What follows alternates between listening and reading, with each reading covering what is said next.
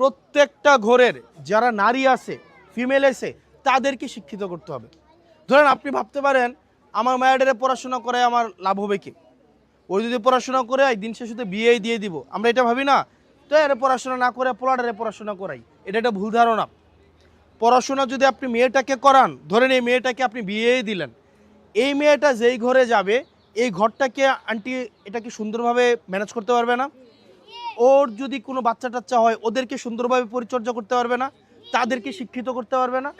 আর যদি আপনি মেয়েটাকে পড়াশোনা না করান, তাইলে কি হবে?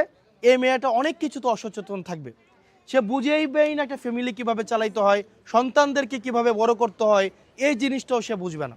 এই কারণে শিক্ষিত নারী সে চাকরি করুক বা না করুক, আমাদের শিক্ষিত হওয়া প্রয়োজন, সচেতন হওয়া প্রয়োজন, ঠিক কিনা?